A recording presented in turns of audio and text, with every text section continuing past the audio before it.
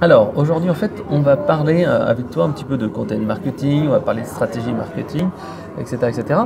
Est-ce que tu peux te présenter déjà en quelques mots? Oui, bien sûr. Alors, je m'appelle Stéphane Truffem. On me considère comme une sorte de pure player là, du digital, du marketing digital, puisque j'ai commencé ma carrière aux alentours de 97-98. Donc, suite à mes études que j'ai effectuées à Aix-en-Provence, études d'économie, je suis parti au Canada et c'est là où j'ai découvert Internet. Donc, j'ai plongé tête première dedans. Et puis, quand je suis rentré en France, je me suis aperçu qu'il y avait déjà un large retard des entreprises françaises en la matière. Et du coup, je me suis dit, j'avais l'envie d'entreprendre, donc je me suis dit, allez, tiens, je vais allier cette envie d'entreprendre avec cette passion naissante pour Internet. Et j'ai accompagné des premiers clients sur des dimensions de contenu. Alors, c'était pas encore du content marketing, mais bon, c'était les prémices. D'ailleurs, justement, tu as écrit un bouquin sur l'inbound marketing. Comme tu l'as dit, au début, c'était quelque chose qui était un petit peu confidentiel, où les marques, en fait, n'étaient pas trop habituées à ça. Et ça a complètement explosé depuis, on va dire, 3-4 ans. Ouais. Est-ce que tu peux l'expliquer un petit peu pourquoi c'était un succès, comment on s'y prend, est-ce qu'écrire du contenu, ça suffit, etc. Ouais, alors, l'inbound marketing, effectivement, a commencé à exploser, là, je dirais, allez, il y a 2 ans en fait, donc c'était un peu concomitant à la sortie de mon bouquin. Je n'ai pas fait exprès, c'est juste la chance, un bon time to market pour mon ouvrage. Mais dans tous les cas, effectivement, moi j'en parlais depuis déjà quelques années. Les gens trouvaient ça intéressant, mais il n'y avait pas véritablement de résonance. Je pense, enfin je me l'explique par un manque de maturité digitale, et puis aussi parce que les anciennes pratiques continuer malgré tout il n'y avait pas les réseaux fonctionner. sociaux comme on le connaissait, il n'y avait pas Facebook, Twitter qui étaient aussi puissants. Maintenant, les gens se sont rendus compte qu'avec quelques vidéos virales, du contenu, tu arrivais à générer des prospects. Tout à fait, et puis on arrive malgré tout aujourd'hui à des pratiques outbound marketing qui ne fonctionnent plus, qui se sont complètement épuisées, et donc il faut chercher des vecteurs de croissance ailleurs.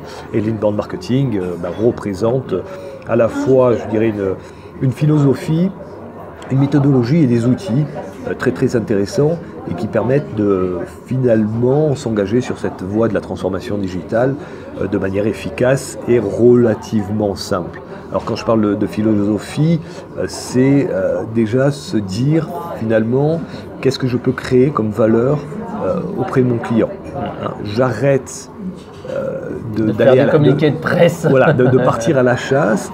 Il va falloir que je les attire. Maintenant, pour les attirer, forcément, il faut être séduisant, donc il faut créer de la valeur. Et il ne faut pas considérer que son produit est suffisant pour créer cette valeur. Il va falloir transcender son produit pour proposer quelque chose qui va intéresser. Un Red Bull, par exemple, va proposer énormément de contenu autour d'exploits sportifs, etc.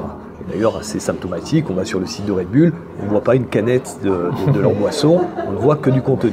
Donc on voit bien une entreprise qui s'est inscrite dans une démarche de création de valeur qui est adaptée à sa cible, bien évidemment.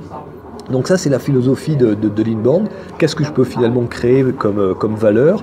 Et très souvent, cette valeur va être véhiculée par du content marketing, au sens très large du terme. Ça peut être du podcast, ce qu'on est en train de faire actuellement, de la vidéo, de l'infographie, de l'image, bien évidemment de l'écrit, voire même du bouquin tout à fait traditionnel.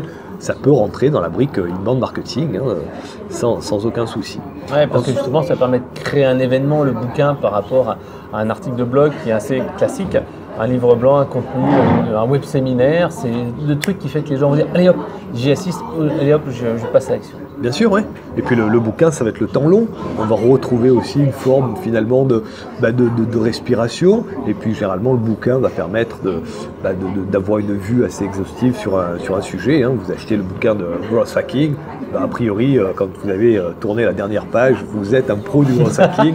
Pareil pour l'inbound marketing. Donc voilà, chose que quand on commence à suivre des articles de blog, c'est quand même plus morcelé, donc c'est pas je suis d'accord avec toi parce que tu vois, moi j'écoute beaucoup de bouquins en version audio avec le Audible, le service d'Amazon, et je me rends compte en fait que je dois écouter le bouquin au moins 2-3 fois minimum pour vraiment comprendre le truc. C'est comme si quand on regarde une vidéo, quand on lit un article de blog, souvent on lit un petit peu en travers. Si on ne prend pas des notes, si on ne prend pas des actions derrière, c'est pas suffisant. Le bouquin, moi, quand je lis un bouquin papier, tu vois, je prends des notes, je me dis tiens, je peux faire ci. Il y a un temps de réflexion, je pense, d'assimilation qui est C'est ce que j'appelle le temps long. Donc c'est vrai qu'on prend le temps pour le coup d'aller creuser un sujet en profondeur.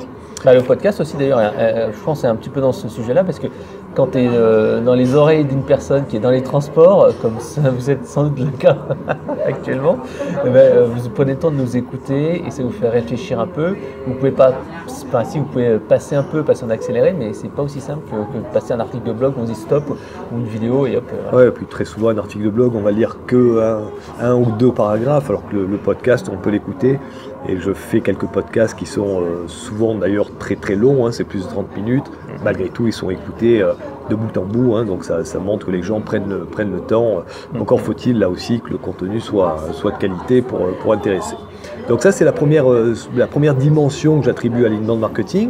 La deuxième, c'est la méthodologie. Et là, c'est très simple, hein, c'est une méthodologie en quatre étapes. Donc attirer, convertir, conclure et enchanter. Premier objectif, c'est attirer de l'audience, créer de l'audience, attirer du trafic sur son dispositif internet, son blog, ses landing pages, son site internet, ses médias sociaux, etc.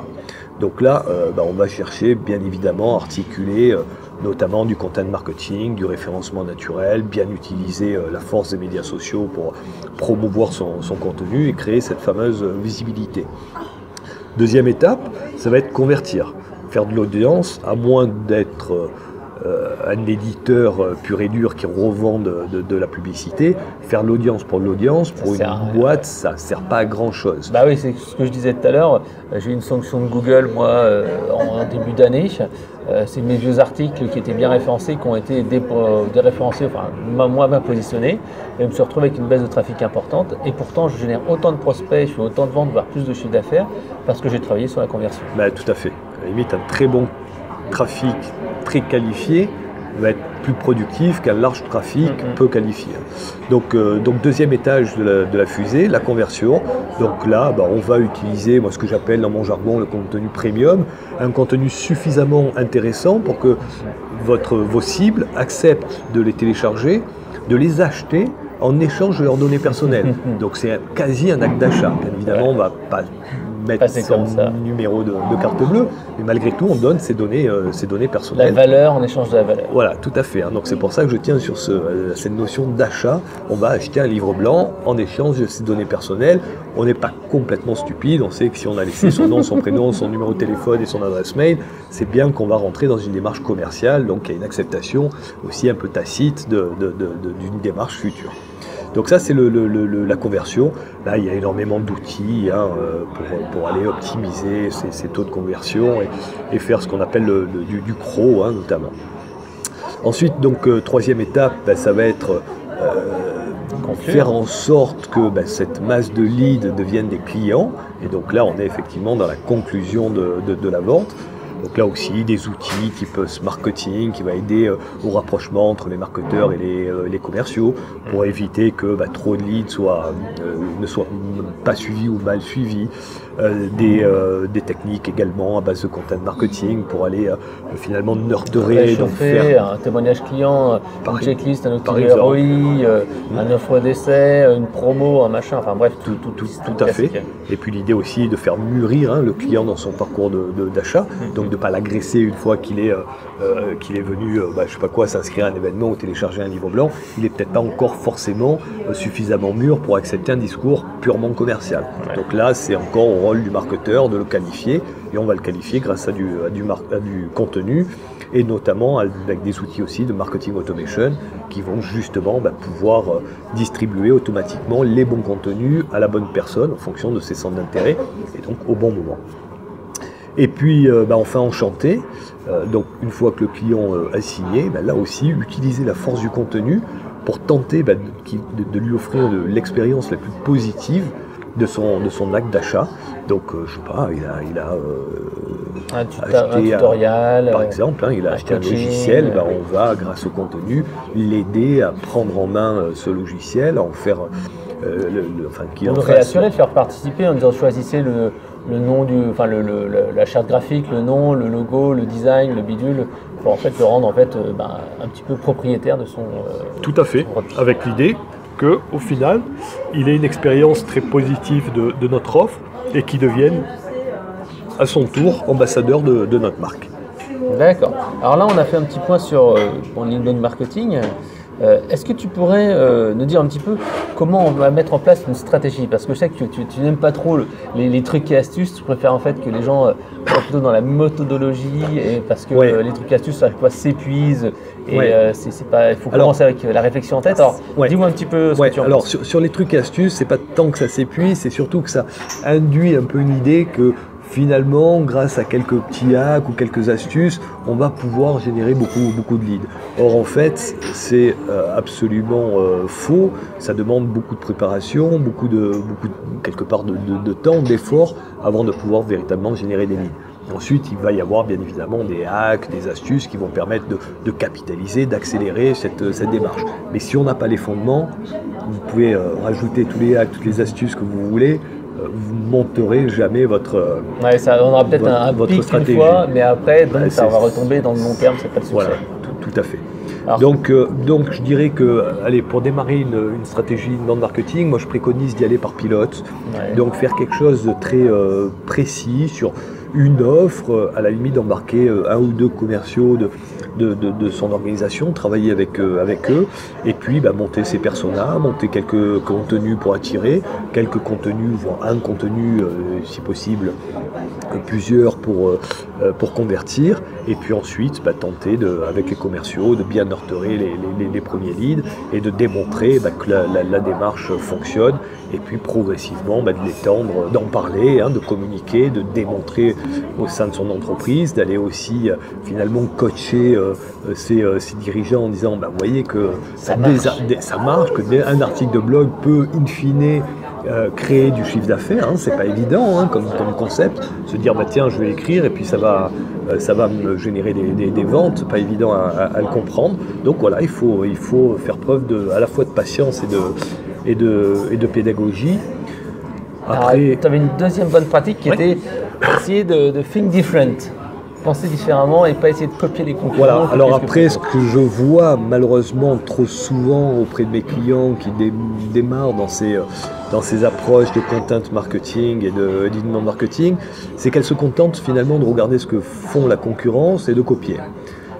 Bon, ils ont dit tiens, regarde, il y a machin qui a fait un blog ou qui a fait un article, qui a fait une vidéo, je veux la même. Voilà, c'est un peu ça. Et du coup, on produit du sous-contenu ou du contenu qui a déjà été produit par ailleurs. Et donc, on limite drastiquement ces résultats. Donc, ce que je préconise de faire, c'est plutôt finalement d'aller voir des entreprises, des startups, des entreprises aussi dans la tech qui sont souvent très avancées sur ces sujets de content marketing, d'inbound marketing, et de s'inspirer de leurs pratiques. Alors même si c'est pas du tout dans notre environnement, c'est plus la pratique qui est intéressante. Ensuite, il va falloir adapter bien évidemment les contenus par rapport à son audience, à ses cibles et à son marché. D'accord. Alors, il y a un challenge, je crois, que tu rappelles tout le temps, c'est la création de contenu. Dans une stratégie d'inbound marketing ou de content marketing. Est-ce que toi, tu peux nous donner quelques bonnes pratiques également là-dessus? Oui. Alors, premièrement, on va démarrer de ses personas. Je ne vais pas trop insister là-dessus parce qu'il y a énormément de littérature. Après, deuxième enjeu, c'est véritablement finalement de créer du contenu pour chacune des étapes du parcours d'achat, de décision de ces cibles. Trop souvent, on a encore tendance à faire du contenu qui va être réservé à des gens qui sont déjà en évaluation, voire en décision, et on oublie finalement tous les contenus qui vont s'adresser à des gens qui sont extrêmement peu mûrs dans leur prise de décision. Moi je le voyais dans mon secteur, c'était dans le CRM par exemple, j'avais toujours des articles sur qu'est-ce que le CRM, définition du CRM, ou comment améliorer l'efficacité de mes commerciaux, je suis nouveau directeur commercial ou directeur marketing, comment je fais, quelle est ma prise de poste. Et là on est un peu en amont du CRM, on n'est pas dans la liste des meilleurs logiciels de CRM, mais on est vraiment dans... Voilà, tout à fait, on est vraiment au démarrage d'un parcours d'achat, et c'est grâce à ça qu'on va pouvoir aussi finalement créer une audience, attirer du trafic sur son site internet, et faire en sorte de progressivement maturer entre guillemets ce trafic jusqu'à ce que ça devienne des leads et in fine des clients. Alors, là, on a vu la partie j'attire du monde. Tu nous as parlé tout à l'heure de l'importance aussi de la conversion. Tu peux nous en dire quelques petits mots? Oui, alors la conversion absolument essentielle. Donc encore une fois, je me répète, créer de l'audience pour de l'audience, ça ne sert pas à grand chose. Donc je dirais que la data et le taux de conversion doivent être finalement des indicateurs absolument essentiels que les marketeurs doivent quasi surveiller quotidiennement. Et là, on peut articuler énormément d'outils, je pense notamment à l'A/B testing, pour aller finalement surveiller quels sont les taux de conversion qui convertissent le mieux, tester des nouvelles variantes. Est-ce que ça va être un simple lien textuel? Est-ce que ça va être un bouton de couleur? Est-ce que ça va être une bannière, etc. Je suis 200% d'accord avec toi, parce que moi je vois, il y a plein de gens qui ont des solutions d'emailing, de marketing automation, mais ils font jamais de split testing de 1, 2, 3 objets. Les expéditeurs, là j'avais fait un test il n'y a pas longtemps sur les expéditeurs, et une expéditrice marche mieux qu'un expéditeur. J'avais fait des tests sur les offres. Alors, les offres c'est plus compliqué, je trouve, parce qu'en fait j'avais essayé de faire une offre 1 euro contre une offre essai gratuit, c'est pas forcément évident. Et ça c'est rien que de l'email, mais les formulaires sur ton site web, j'ai eu quasiment 40% de différence entre un formulaire avec une personne et un formulaire avec juste un objet qui était présenté. Bien sûr les landing pages, et en plus il y a plein d'outils gratuits. Tu as parlé d'outils d'A/B testing, A/B testing, Optimizely, etc. Mais il y a Google Analytics, bien sûr, qui permet de le faire gratuitement. Même avec Thrive Team, qui est un petit outil, on peut même tout simplement tester 2 titres d'articles de blog et voir celui qui marche le mieux. Ouais, tout à fait. C'est absolument capital. Et je dirais que même c'est plus intéressant de quelque part diminuer son budget content marketing pour réallouer une petite tranche sur cette dimension taux de conversion, optimisation du taux de conversion, ce qu'on appelle le CRO. C'est à partir de là où on va commencer à rentrer dans des logiques d'optimisation et finalement de retour sur investissement qui sont des logiques absolument indispensables et intéressantes. Alors là, on a parlé un peu inbound marketing, c'était donc ton livre que tu as écrit il y a un peu moins de 2 ans. Tu as également écrit un dernier bouquin, c'est la boîte à outils marketing, que tu as coécrit avec Philippe Gasto. Ouais. Donc, est-ce que tu peux nous en dire un petit peu quelques mots? Ouais, la boîte à outils, donc effectivement, inbound marketing en 2016. Ensuite, en octobre 2017, la boîte à outils du marketing digital, donc avec Philippe, coécrit avec Philippe Gasto. Donc là, on passe en revue quelque part les 60 principaux outils du marketing digital. Donc c'est un outil, c'est une boîte à outils qui va s'adresser plutôt à des gens qui démarrent dans le marketing digital ou par exemple à des patrons qui se disent tiens, on va parler, je sais pas quoi, de CRO, je parlais de CRO. Qu'est-ce que c'est? Et au moins ils ont un premier vernis qui leur permet de ne pas passer complètement stupide auprès de leurs équipes, au moins pour comprendre. Ouais. Voilà. Donc je dirais que c'est une boîte à outils qui permet déjà d'avoir une première entrée sur tous les outils, enfin quasi tous les outils du marketing digital, et donc d'avoir ce premier vernis théorique sur ces outils ou d'avoir un premier point d'entrée. On peut se dire tiens, voilà, j'hésite entre je sais pas quoi, tel ou tel outil. On peut se référer au bouquin pour se dire tiens, finalement celui-là est plus intéressant. Et après on ira voir d'autres ouvrages ou d'autres blogs plus spécialisés pour aller plus loin sur tel ou tel outil. Et puis dans les actualités toutes chaudes, donc on va sortir un 3e ouvrage, donc la boîte à outils de l'inbound marketing, donc toujours avec Philippe Gasto et toujours chez Duno, où là je prendrai un angle un petit peu différent de celui du premier ouvrage sur l'inbound marketing. Ça sera un angle beaucoup plus justement sur les outils. Mon premier ouvrage était très méthodologique, donc je m'attachais à expliquer ce que c'était que l'inbound marketing, à expliquer comment le mettre en œuvre, et là on va pouvoir compléter avec les bons outils pour justement être efficace durant la mise en œuvre. Alors là, on a parlé beaucoup de marketing de contenu, de marketing digital. Alors on va essayer de prendre peut-être, je ne sais pas si on appelle plus de la hauteur, mais en tout cas aller un peu plus dans la stratégie. Il n'y a pas très longtemps, tu as parlé sur ton blog de la fin du marketing des 4P, des 6P, des 12P, avec entre guillemets, pas un nouveau mix, mais une nouvelle manière d'aborder la stratégie marketing. Est-ce que tu peux nous en dire quelques mots, Fond? Oui, alors complètement. C'est vrai que les 4P étaient le mix marketing d'avant le digital et ça a très bien fonctionné. C'était un très bon mix. Depuis l'avènement du digital, ce mix n'a plus d'être. Alors c'est vrai qu'on a tenté de le sauver en lui rajoutant des P, et puis finalement en transformant les P en des C. Bon, je trouve finalement que c'est des mix qui sont encore un peu trop techniques et finalement qui collent plus véritablement à la réalité. Du coup, j'ai tenté en m'appuyant sur des travaux aussi d'universitaires, de profs et puis sur ma propre expérience, de dégager un nouveau mix. Alors c'est celui que j'appelle le mix des 4 M. Et pour moi, je me dis que finalement aujourd'hui, le marketing est finalement quadruple. Il y a le marketing de la valeur, j'en parlais tout à l'heure. C'est arriver à transcender son produit. Il ne faut plus partir du principe que son produit fera tout. On voit très bien des entreprises comme un Apple qui a sorti son iPhone. Bon, on s'est dit, moi quand j'ai vu cette innovation arriver, je me suis dit, mais ils en ont pour 10, 15 ans. Non, au final, un an après, je crois que c'était HTC qui avait dégainé. Et un an et demi après, c'était Samsung. Donc on voit même qu'une superbe innovation ne protège plus. Les marchés sont mondialisés, il y a bien évidemment Internet qui donne aussi accès à énormément de produits, de comparatifs, etc. Donc finalement, même si on a un bon produit, on sait qu'il va être très rapidement copié et que le produit n'arrive plus à faire la différence par rapport à d'autres challengers. Donc cette valeur, il va falloir qu'elle vienne transcender son offre de produits ou de services, et donc c'est quand même un des piliers fondamentaux du marketing. C'est aux marketeurs de réfléchir justement quelle pourrait être l'offre qu'on va pouvoir proposer à ces cibles.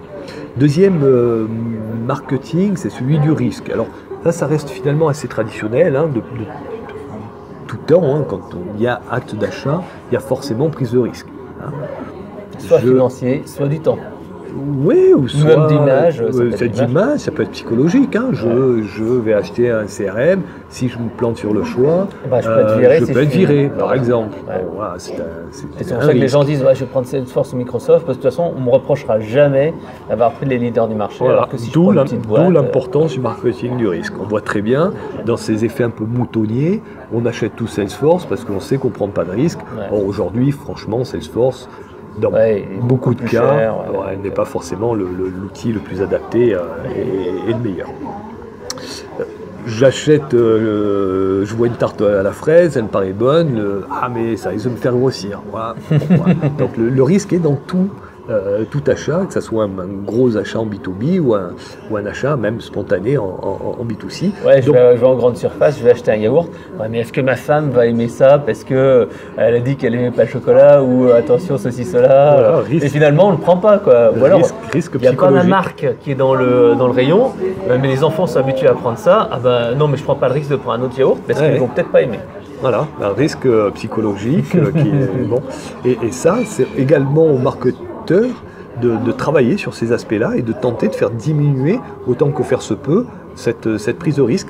Je citais Apple tout à l'heure comme exemple, très bon exemple. Vous rentrez dans un Apple Store, vous êtes face à le Genius Bar qui matérialise finalement tout le service client qu'ils vont apporter. Si vous achetez un produit, vous voyez, vous avez le support qui est à votre disposition et de manière sympathique, on fait diminuer la prise de... toujours quelqu'un pour vous aider s'il y a un dépannage. Voilà. Alors on a éliminé les caisses, donc là aussi, marketing de la facilitation, je vais y venir, et on a mis en avant, on a matérialisé le support un peu symboliquement grâce à ces Genius Bar dans cet esprit de diminution du risque.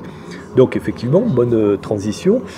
Ensuite, le marketing de la facilité. Et ça, c'est purement, autant les deux premiers, le marketing de la valeur est plus vrai aujourd'hui avec la mondialisation, l'hyper-compétitivité Internet, autant le marketing du risque est quelque chose qui existait avant le digital, bon, qui est pas spécifique. Autant le marketing de la facilité, aujourd'hui, je le lis véritablement à Internet. Pourquoi on utilise le digital? Il y a une raison fondamentale, c'est parce que ça nous rend finalement la vie beaucoup plus facile. J'utilise Google Maps parce que j'ai un rendez-vous et voilà, plutôt que d'aller déplier ma carte, je me laisse guider par Google Maps. Donc quelque part, la raison principale de notre utilisation des canaux digitaux, c'est simplement de nous simplifier la vie. Pourquoi je vais faire du e-commerce? C'est pas spécialement très agréable. Je vais acheter chez Amazon, c'est pas sexy, il y a pas de voilà, c'est pas un beau site, c'est pas. Malgré tout, je le fais parce que ça me simplifie la vie. Donc, l'entreprise aujourd'hui ne peut plus faire autrement que de travailler sur la simplification de son processus à la fois de vente, mais également de la vie de son client. Ouais, les gens ne veulent plus une usine à gaz. On le voit même pour moi, je suis dans le domaine du logiciel, les gens ils veulent plus avoir un manuel. Ils veulent plus être formés pour utiliser un produit. Ils veulent, quand ils ont une démo d'un produit, ils disent mais attendez, c'est trop compliqué votre truc, j'en veux pas. Voilà, tout à fait. Donc la simplification est absolument phare, et là aussi le marketing a véritablement son rôle à jouer, à la fois en simplifiant les process, en créant du contenu aussi qui va permettre à nos clients d'avoir une meilleure appréhension de par où il faut passer, si c'est un logiciel, comment il faut démarrer, etc. etc. Donc tout ça, effectivement, l'onboarding, tout ça, ça fait partie du marketing de la simplicité, de la facilitation, enfin on l'appelle comme on veut, mais dans tous les cas, c'est absolument essentiel, et c'est quasi le cœur du marketing d'Amazon. Amazon s'est dit finalement... Le one-click purchase, la dispo tout de suite, le Prime, tout ça. Voilà. Je me livrer le dimanche. Livrer le dimanche, renvoyer ultra facilement, rembourser sans aucun problème. Donc ils ont mis au cœur de leur processus le marketing, de la facilitation, de la simplification. Et enfin, dernier marketing, et là aussi très très lié à Internet, c'est le marketing du moment. On ne peut plus aujourd'hui. Hier, on acceptait. Moi j'ai commencé à bosser avant quelques années, juste avant Internet.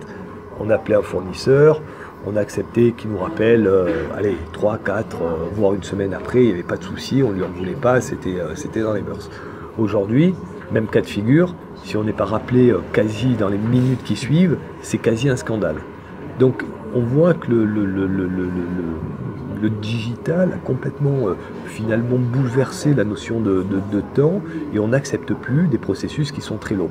C'est un peu lié aussi à la facilitation. De toutes les manières, les 4 M se parlent. Quand on va travailler la valeur. Le directeur d'Alcatel-Lucent qui disait la durée de vie d'un lead sur Internet, B2B, c'était 1 heure. Oui. Si dans les 1 heure, tu n'as pas rappelé le prospect, il ira ailleurs. Tout à fait. Donc c'est souvent effectivement le premier qui tire, et celui qui tire vite en plus qui va remporter l'affaire. Donc là aussi, je vois beaucoup trop d'entreprises, notamment B2B, qui sont des entreprises très très complexes. Leur organisation sont des multinationales, etc. Mais malgré tout, et malheureusement, elles vont retranscrire cette complexité sur leur interface web. Or, c'est exactement l'inverse qu'il faudrait faire, c'est se dire mon interface web va me permettre de simplifier ma relation avec mes cibles. Donc surtout pas imposer ma complexité à mes clients, c'est au contraire faire disparaître ma complexité pour le client. C'est ce qu'on voit par exemple chez Google.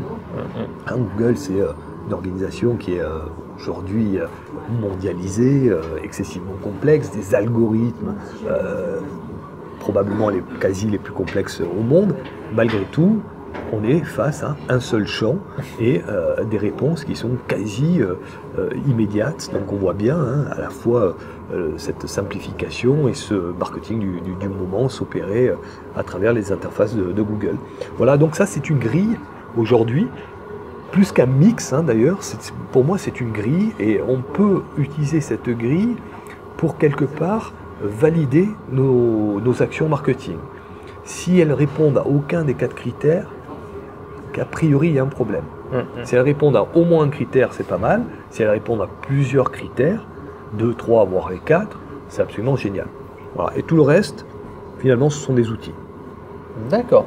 Alors, donc, si on peut faire un petit point de synthèse pour la fin, quelles sont en fait les choses à ne pas manquer te concernant? Et si on veut savoir plus sur toi, on voit quoi exactement? Alors, me concernant, donc la grosse actualité, hein, ça va être la sortie de mon ouvrage, donc la boîte à outils Inbound Marketing, donc aux éditions Duno, au mois d'octobre. Donc là, vous pouvez aller à la fois sur le site Duno, la Fnac ou Amazon. Je pense qu'il va être en précommande d'ici la rentrée, hein, d'ici septembre. Après, vous pouvez me suivre sur mon blog, donc stéphanetruffem.com, et puis ou sur les médias sociaux, hein, donc sur LinkedIn bien évidemment ou Twitter. Et puis mes actualités, je te l'avais dit en introduction, là je réfléchis un peu aujourd'hui, donc j'accompagne des entreprises plutôt dans la sphère B2B, donc des entreprises qui vont de la grosse PME au grand compte, en solo. J'ai des très très belles missions, je m'éclate bien. Je suis en train de réfléchir à savoir est-ce que je structure tout ça et je réouvre une petite agence très orientée sur du conseil, ou est-ce que je continue en solo. C'est un peu l'état de mes réflexions actuelles. Donc, suivez-moi. On suivra ton blog et ses médias sociaux et on verra les résultats à la fin. Je te remercie et c'est à bientôt. À bientôt.